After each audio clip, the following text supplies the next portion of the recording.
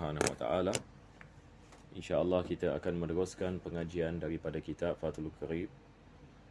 Dan kita berdoa kepada Allah Subhanahu Wa Taala, mudah-mudahan Allah menjadikan pengajian ini sebab pengampunan bagi segala dosa, dan dengannya Allah mengabulkan segala hajat dan menjadikan kita di antara hamba-hamba-Nya yang bertakwa. Amin ya rabbal alamin. Jadi insya-Allah kita akan meneruskan daripada mana kita berhenti pada pengajian kita ini yang lepas, insya-Allah taala. Kita hari ini insya-Allah akan masuk yang ini kepada bab yang mana penulis ini mengatakan di sini, kita lihat Kitabul Aimani wan Nuzur. Jadi kita telah membicarakan sebelum ini perkara yang bersangkut paut ini dengan perlumbaan, dan sekarang ini kita akan masuk ini tentang sumpahan. Ini hukum ahkam yang bersangkut paut ini dengan yang ini sumpahan dan juga nazar. Ada dua perkara di sini. Kita ada sumpahan dan kita ada apa yang bahasa kita juga kita menggunakan nazar. Jadi al-aiman ada sumpahan, nazar, nuzur, jamak ini bagi nazar. Nanti kita akan belajar insya-Allah. Ini yang apa yang biasa dalam bahasa kita panggil nazar. Jadi kita lihat ini di sini apa yang disebutkan oleh penulis yakni Al-Imam Abu Syuja'. Al-Imam Abu Syuja'. Jadi kalau kita lihat kitab Abu Syuja' ringkas saja. Dia mengatakan la yanaqidul yaminu illa billahi ta'ala au bismin min asma'ihi au sifatin min sifati dzatihi. Jadi ini kita lihat ibarat ini yang ringkas ini daripada Al-Imam Abu Syuja'. Tapi sekarang kita akan masuk ini kepada Fathul Qarib ini insya-Allah. Saya rasa pengajian kita yang lepas saya ada masuk sedikit sebanyak yang berkenaan dengan apa yang disebutkan oleh penulis ini Fathul Qarib, iaitu Syekh ini Ibn Qasim. Jadi insya-Allah sekali lagi kita mula daripada awal. Pertama sekali penulis ini seperti biasa beliau akan membahaskan tentang definisi ataupun makna dalam segi bahasa, makna dalam segi syarak. Jadi yang pertama sekali beliau mengatakan Al-Aiman bi fathil hamzah. Bukan iman tapi aiman. Fathil hamzah maksudnya meletakkan fathah ini pada huruf alif. Jam'u yamin. Jadi aiman dia adalah jamak ini bagi yamin. Wa asluha luratan al-yadul yumna. Dalam segi bahasa yang ini maksudnya tangan kanan. Jadi bila kita mengatakan al-aiman, yang dimaksudkan yakni ataupun yamin, yang dimaksudkan adalah tangan kanan. Summa utliqat 'ala al-halifi. Selepas itu ia digunakan untuk membawa makna sumpahan. Membawa makna sumpahan. Wa syara'an tahqiqu ma yahtamilul mukhalafah. Dalam segi syarak yang dimaksud daripada al-aiman adalah melaksanakan sesuatu yang mana perkara tersebut ada pencanggahan yakni baginya, yakni mukhalafah. Sekarang ini saya akan terangkan apa yang dimaksud di mukhalafah yang di sini. Bila kita membicarakan tentang sumpahan, kita tidak boleh melakukan sumpahan atas sesuatu perkara yang wajib. Sebab ini kita mengatakan tidak ada mukhalafah yang ini di sini. Maksudnya perkara ini wajib kita melakukan. Jadi kalau kita sumpah untuk melakukan perkara yang wajib, ini yakni kita mengatakan bukan yang dimaksudkan dengan sumpahan. Misalnya kalau satu orang ini dia mengatakan saya bersumpah dengan nama Allah Subhanahu Wa Taala untuk melakukan solat Isyak nanti. Tapi kita mengatakan dari solat Isyak dia adalah wajib, sama ada kita sumpah ke tidak sumpah, dia tetap ini adalah wajib. Tetapi beza kalau saya mengatakan demi Allah saya bersumpah untuk melakukan solat hajat selepas solat Isyak nanti. Solat hajat yang ini bersumpah melakukan solat hajat 2 rakaat. Tamam? Selepas ini solat Isyak. Sekarang kita mengatakan wajib ini saya melakukannya. Maka di sini adakah dibolehkan saya melakukan mukhalafah asalnya? Yani mukhalafah maksudnya saya bercanggah dengannya. Apa hukum kalau saya tidak melakukan solat hajat? Kalau saya tidak sumpah, tidak ada masalah. Solat hajat ini sunnah. Yakni kalau saya tidak melakukannya, maka tidak ada dosa. Tetapi apabila yakni saya bersumpah, maka perkara ini menjadi wajib. Maka beza kalau kita bersumpah melakukan sesuatu yang wajib, maka ini tidak memberikan apa-apa kesan daripada sumpahan. Sebab perkara yang wajib tetap wajib, sama ada kita sumpah ke tidak sumpah. Tetapi apakah yang dimaksudkan dengan melaksanakan sesuatu berdasarkan dengan sumpahan sebagai satu kewajipan, maka dia membawa maksud melakukan sesuatu yang asalnya yang ini bukan wajib, dan meninggalkan sesuatu yang asalnya bukan yang ini sesuatu maksiat. Sama juga bagi maksiat, kalau satu orang ini dia mengatakan saya bersumpah dengan nama Allah Subhanahu Wa Taala saya tidak akan melakukan zina. Taib, ini adalah kita mengatakan melakukan zina diharamkan, sama ada seseorang itu sumpah ini ataupun tidak sumpah dengan nama Allah Subhanahu Wa Taala. Taib. Jadi berkenaan dengan sumpahan, dia mesti ini berkait dengan sesuatu yang mana kita ada pilihan. Kita ada pilihan, yang ini maksudnya untuk melakukannya ataupun meninggalkannya. Jadi apabila kita melakukan sumpahan baginya, maka sekarang ini perkara tersebut ini diwajibkan kita melakukannya. Jadi inilah perkara yang pertama, yakni ma yahtamilu al-mukhalafah, yang mana sesuatu itu boleh ditinggalkan. Yang kedua, beliau mengatakan au ta'kiduhu, au ta'kid. Satu orang yang ini dia nak menekankan makna, dia mengatakan demi Allah saya bersumpah untuk melakukan solat tahajud ini pada malam ini. Maka dia nak menekankan bahawasanya dia pasti akan melakukan yang ini, perbuatan ini. Dia pasti akan melakukan perbuatan ini. Maka kadang-kala ia boleh membawa maksud melaksanakan sesuatu, kadang-kala ia membawa maksud yang ini sebagai satu penekanan untuk melakukan yang ini sesuatu perkara dengan menggunakan sumpahan. Jadi ini adalah bahagian yang pertama. Bahagian yang kedua daripada definisi adalah dia mengatakan bizikri ismillahi ta'ala. Sumpahan dalam Islam yang sah sebagai sumpahan, dia adalah sumpahan yang mana kita bersumpah dengan nama Allah Subhanahu Wa Taala. Ini adalah perkara yang pertama. Dengan nama Allah. Jadi satu orang dalam bahasa Arab mengatakan wallahi, tallahi, billahi. Ini semua adalah huruful qasam. Kalau dalam bahasa Melayu kita mengatakan demi Allah. Betul ke tidak? Dalam bahasa kita panggil apa? Demi Allah. Kalau dalam bahasa English satu orang mengatakan I swear by the name of Allah. Maka ini sekarang kita dah masuk yang ni daerah sumpahan. Jadi kita nak kena berjaga-jaga. Kalau kita bersumpah dengan nama Allah Subhanahu Wa Taala, ini adalah perkara yang ni kita nak kena berjaga-jaga, sebab ini ada hukum mahkam yang bersangkut ini dengannya.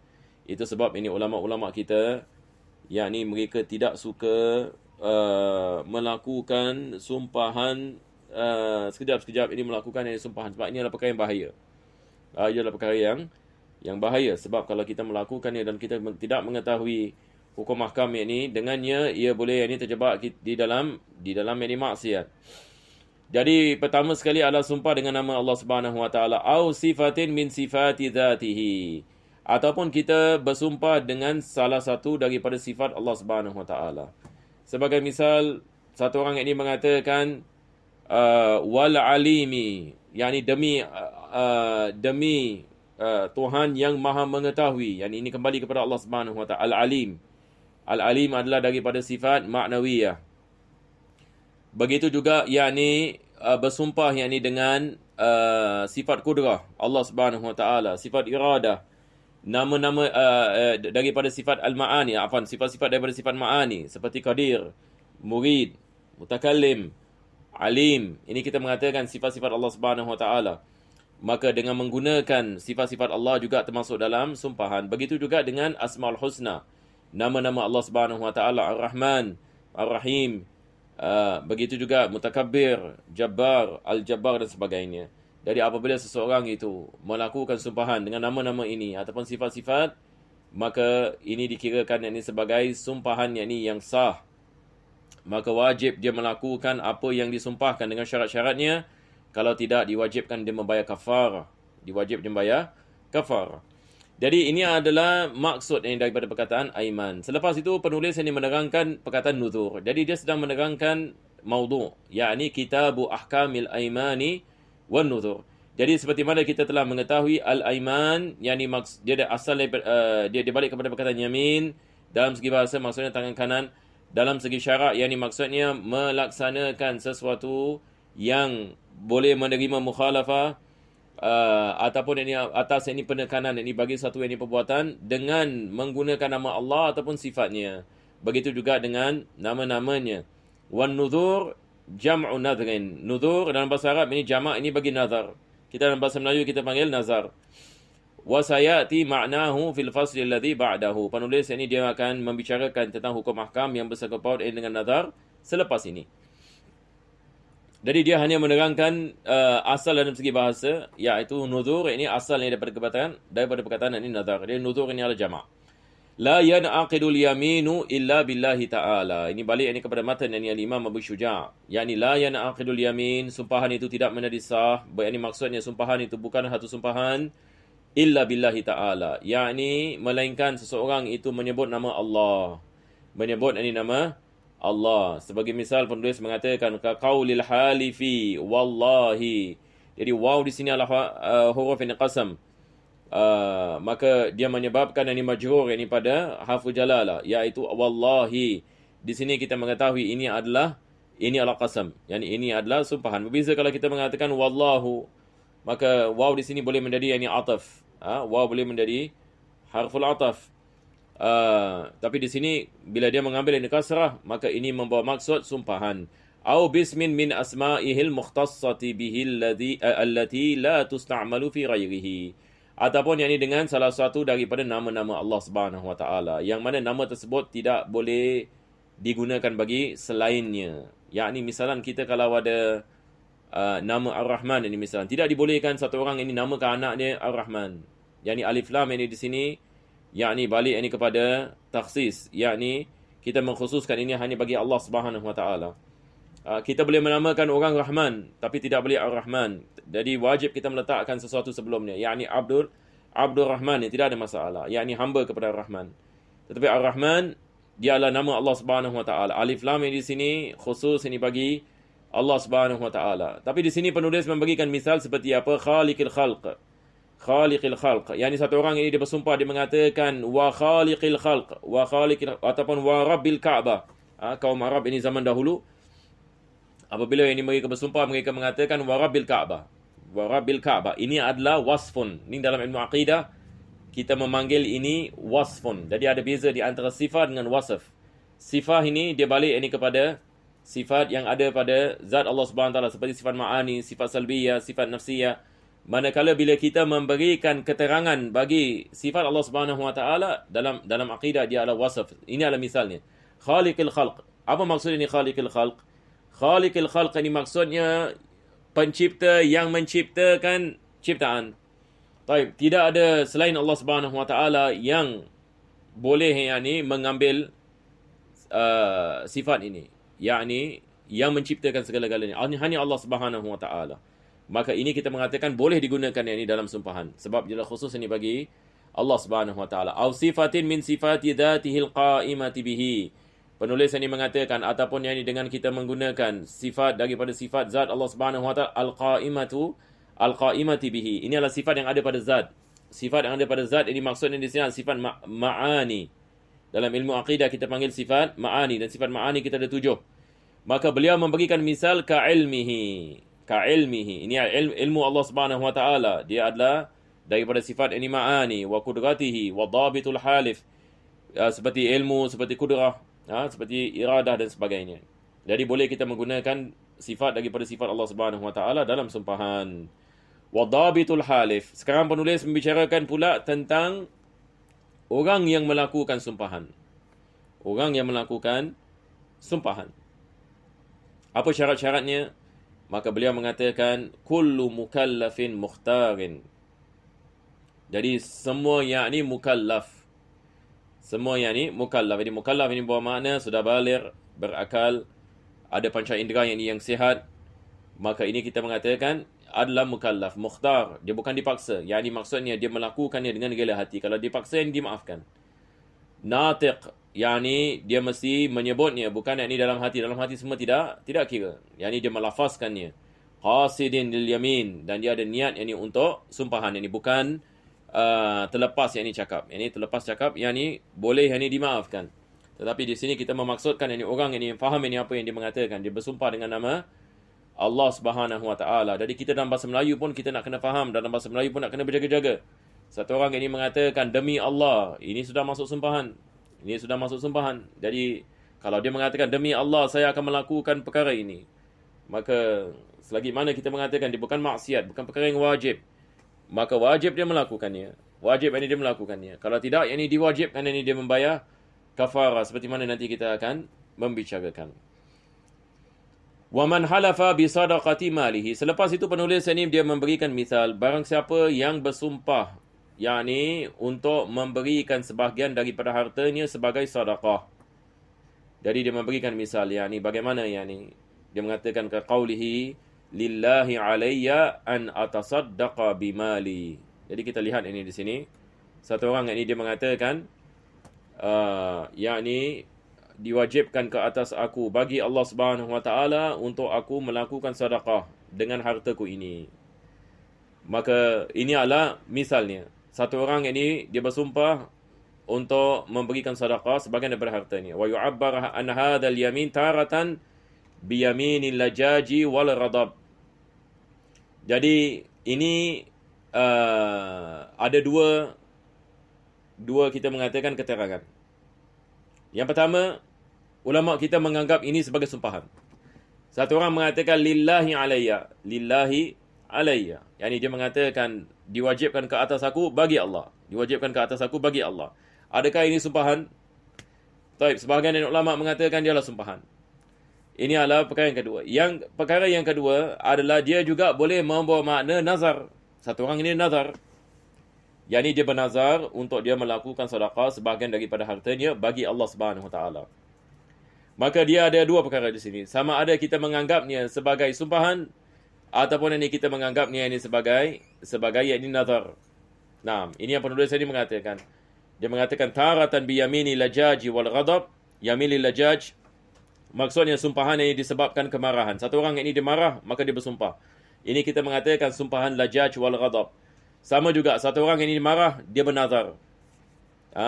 Wa taratan binazri lajaji wal ghadab. Fahuwa ay al-halifu awin nadhiru mukhayyarun bainal wafa'i bima halafa. Jadi apabila dia mengatakan sedemikian, orang bersumpah sedemikian, dia mengatakan lillahi alayya an atasaddaqa bi $50. Sebagai misal, dia mengatakan diwajibkan bagi saya, bagi Allah untuk saya bersedekah $50. Walaupun dalam bahasa kita agak macam pelik sedikit, tapi dalam bahasa Arab ini biasa. Seorang itu mengatakan sedemikian. Dalam bahasa kita agak macam kita nak kena ulas sikit ini perkataan ini. Maka satu orang ini mengatakan saya mewajibkan diri saya bagi Allah Subhanahu Wa Taala untuk memberikan sedekah $50. Tamam? Maka orang yang melakukan seperti ini dia ada dua pilihan. Sekarang satu orang ini melakukan sedemikian. Baik, pilihan ini yang pertama adalah dia melaksanakannya dan dia menganggapnya sebagai sumpahan. Dia menganggapnya yakni sebagai ini sumpahan, yakni menebus yakni apa yang dia telah sumpah. Perkara yang kedua adalah kalau dia menganggapnya sebagai nazar juga, yakni dia wajib yakni melakukannya.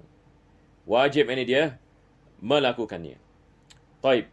Jadi sama ada dia menganggapnya sebagai sumpahan ataupun sama ada dia menganggapnya sebagai nazar, kedua-dua keadaan kita mengatakan wajib dia melaksanakan apa yang dia telah sumpahkan ataupun dia telah nazar. Jadi kalau dia mengatakan lillahi alayya $50, dia mengatakan yakni saya diwajibkan saya untuk mengeluarkan $50 ini sebagai sedekah.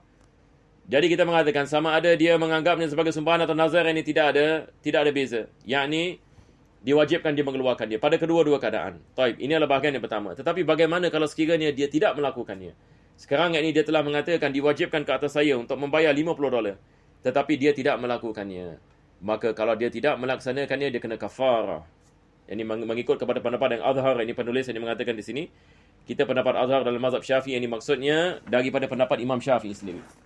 Perkataan azhar maksudnya khilaf di antara aqwal al-Imam Syafi'i. Pendapat Imam Syafi'i. Kadang-kadang Al-Imam Syafi'i dalam satu masalah memberikan beberapa pendapat. Maka ini pendapat yang azhar, yang paling kuat dalilnya. Yang dipegang ini oleh para ulama dalam mazhab Imam Syafi'i. Jadi, mengikut kepada pendapat yang azhar ini dia membayar kafarah sumpahan. Dia membayar ini kafarah sumpahan yang akan datang insya-Allah taala. Wa fi qaul yalzamuhu kafaratu yamin. Yani ada yang ini pendapat diwajibkan yakni dia membayar kafarah yakni yamin. Diwajibkan yakni baginya membayar yakni kafaratul yamin. Yani maksudnya dia tidak ada pilihan lain, diwajibkan dibayar kafarah. Kalau sekiranya yakni dia melakukan sedemikian. Ini adalah pendapat yang lemah. Maksudnya kalau seorang itu mengatakan lillahi alayya an atasaddaqa bimali kada wa kada, maka mereka mengatakan apa yang diwajibkan baginya bayar kafarah. Sebab ini adalah daripada sumpahan. Ini daripada sumpahan, maka diwajibkan baginya membayar kafarah. Dan lagi satu pendapat yang mengatakan yalzamuhul wafa bima iltazamahu wala pendapat ini satu lagi yang mengatakan diwajibkan dia melaksanakan apa yang disumpah. Apa yang dia telah mewajibkan dirinya ke atasnya. Dia mewajibkan untuk membayar $50, maka apa yang wajib adalah dia melaksanakannya. Jadi mengikut pendapat yang azhar, dia ada dua pilihan. Mengikut pendapat yang lemah, dia ada satu pilihan. Itu ceritanya. Jadi pendapat yang dipilih dalam mazhab adalah dia diberikan dua pilihan. Sama ada dia membayar apa yang dia telah melazimi atas dirinya, ataupun dia membayar kafarah. Wala syai'a fil laghwil yamin. Penulis ini mengatakan kalau satu orang dia tidak niat sumpahan, tetapi dia hanya niat yakni sebagai satu kebiasaan, yakni bila dia mengatakan wallahi seperti banyak orang Arab zaman sekarang, dia bergurau pun dia mengatakan wallahi dan sebagainya, wallahi aku akan pergi sana, wallahi aku akan buat ini, wallahi, yakni tapi niatnya bukan sumpahan. Niatnya bukan sumpahan. Ini kita panggil laghul yamin. Laghul yamin, yakni disebabkan kebiasaan, bukan yang dimaksud mereka untuk melakukan sumpahan, maka tidak diwajibkan ke atas mereka untuk membayar kafarah. Wa fusira bima sabaqa lisanuhu ila lafzil yamin min ghairi an yaqsidaha. Dan juga keadaan yang mana seseorang itu tersilap kata tanpa dia niat sumpahan. Maka ini dalam keadaan kita mengatakan dimaafkan. Penulis ini mengatakan ka qawlihi fi hali ghadabihi aw ghalabatihi aw ajalatihi la wallahi maratan wa bala wallahi maratan fi waqtin akhar. Satu orang dia sumpah untuk melakukan sesuatu, selepas itu dia sumpah untuk tidak melakukannya. Ini sebagai misal. Maka dia tidak ada niat sumpahan. Tetapi disebabkan kadang-kala terlepas kata, disebabkan kemarahan, ataupun disebabkan dia terlepas kata tanpa niat. Maka dalam keadaan seperti ini tidak ada apa-apa ke atasnya, sebab ini dikenali sebagai laghul yamin. Ini berdasarkan dengan ayat dalam Al-Quranul Karim. Allah Subhanahu wa taala memaafkannya. Nah, ini adalah daripada rahmat ini Allah Subhanahu wa taala kepada manusia. Kalau tak, ini ramai orang akan wajib mengeluarkan kafaratul yamin. Lebih-lebih lagi mereka-mereka yang ditinggal di negeri Arab. Sebab hari ini kita pergi negeri Arab, kita lihat sumpahan ini biasa. Hatta kita beli barang daripada mereka juga mereka sumpah. Mereka sumpah dalam segala-galanya. Kita kalau tak biasa kita berdapat culture shock kalau kita pergi negeri di Yaman dan sebagainya, negeri yang lain. Banyak sangat sumpahan di dalam percakapan mereka seharian. Taib. Kita meneruskan kepada yang seterusnya, waman halafa an la yaf'ala syai'an. Sekarang penulis memberikan misal. Bagaimana pula kalau satu orang dia sumpah untuk tidak melakukan sesuatu? Tadi kita membicarakan dia sumpah untuk melakukan sesuatu. Kalau dia sumpah dengan nama Allah Subhanahu wa taala, dengan sifat Allah Subhanahu wa taala, maka wajib dia melakukannya. Kalau dia tidak melakukannya, wajib dibayar kafarah. Wajib dibayar kafarah. Taib. Sekarang kalau dia bersumpah untuk tidak melakukan. Jadi ini beza sedikit ya. Jadi penulis mengatakan misal ai ka bai'i 'abdin. Dia bersumpah untuk tidak membeli hamba. Dia bersumpah untuk tidak membeli hamba. Tetapi selepas itu dia mewakilkan orang lain untuk beli hamba baginya. Ini misal. Fa amara ghairahu bi fi'lihi fa fa'alahu bi an ba'a 'abdal halifi. Dia menjual. Di sini penulis memberikan misal menjual. Dia bersumpah untuk tidak menjual hambanya. Tidak menjual hambanya. Tetapi selepas itu dia mewakilkan orang lain untuk menjualkan hambanya. Untuk menjualkan hambanya. Maka wakil ini menjual hamba orang yang melakukan sumpahan. Taib, adakah diwajibkan dia membayar kafarah? Sebab dia bersumpah untuk tidak menjual hamba ini. Maka di sini penulis mengatakan lam yahnas. Tidak diwajibkan. Tidak diwajibkan. Kenapa? Sebab bukan dia yang jual. Yani bukan dia yang melakukan akad jual beli. Dia melakukan akad wakalah. Dia melakukan akad ini wakalah. Yani dia mewakilkan orang lain untuk menjual. Tapi adakah dia menjual, dia tidak menjual. Beza kalau dia sendiri menjual ini hamba itu. Tapi sekarang dia mewakilkan orang lain ini untuk menjual. Jadi siapa yang menjual? Wakil. Siapa yang menjual? Wakil. Lam yahnas. Maka dia tidak wajib ini untuk membayar kafarah. Lam yahnas zalikal halifu bi fi'li ghairihi. Jadi orang yang melakukan sumpahan itu tidak diwajibkan bayar kafarah disebabkan perbuatan orang lain. Illa an yuridal halifu annahu la yaf'alu huwa wala ghairuhu fayahnas bi fi'li ma'murihi. Tapi beza kalau sekiranya dia yang melakukannya. Dia yang melakukannya. Dan juga beza kalau sekiranya orang yang melakukan sumpahan itu dia tidak dia tidak melakukannya, dan juga orang lain juga tidak melakukannya. Maka di sini kita mengatakan diwajibkan dia membayar kafarah kalau sekiranya dia melakukan, melakukan apa yang dia telah sumpah. Kalau sekiranya dia menjual hambanya, kalau dia menjual hambanya, kita mengatakan diwajibkan dia membayar kafarah. Sebab dia bersumpah untuk tidak melakukan sesuatu yang dia telah sumpah. Tapi kalau sekiranya dia melakukan, maka dalam keadaan seperti ini kita mengatakan dia telah pecah sumpahnya, maka diwajibkan ke atasnya membayar kafarah. Amma law halafa an la yankiha fa wakkala ghairahu fi nikah fa innahu yahnas bi fi'li wakilihi lahu fi nikah. Sekarang penulis mengatakan satu orang yang dia sumpah dia tidak mahu, dia tidak akan menikah.